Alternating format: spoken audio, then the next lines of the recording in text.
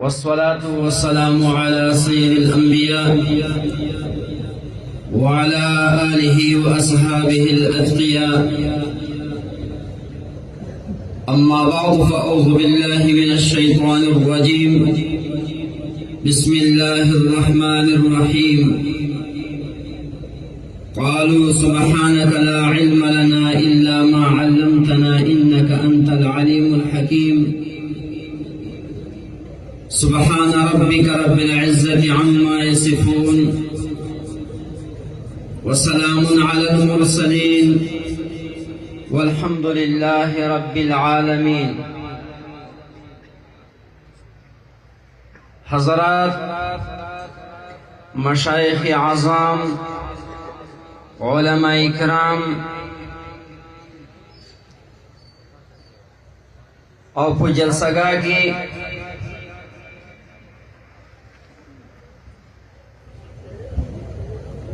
د حضرت اقدس حضرت شمس المشایخ روحانی بچیانو،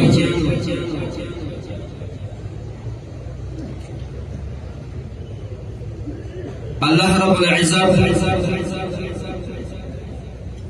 سے څومره مخلوقات پیدا کړي،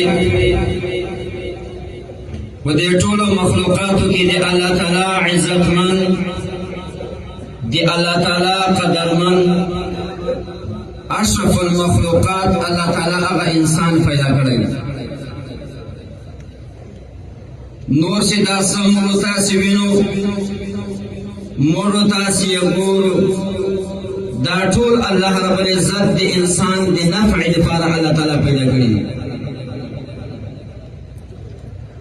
اس انسان سکل دی دیشانو نا نفع آخی، پایده ورنا آخی، دی بپدی وقت کی دی اللہ تعالی رضا هغه مطلوب او مقصود گرزئی. سی مثلا در شئی اللہ پیدا کردی دا سی زی استعمال کم اللہ برانا راضی سی، او که یزن نکم استعمال بیا بدیمان اللہ تعالی راضی سی.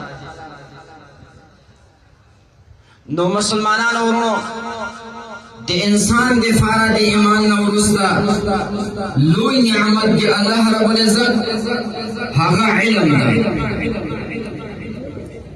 اوس دغه علم چې انسان ترازی دا د ټول رمضان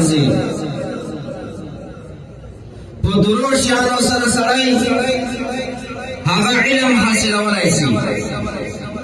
یو د هغو لارونه حواس خمسه دی د عوام ورونو دپاره، لکه مثلا سترګې د یو شی په سترګو باندې ووینې، تا در علم حاصل سو، خو بصره ورته یو څه په غوږ باندې واورې، تا ته علم حاصل سو.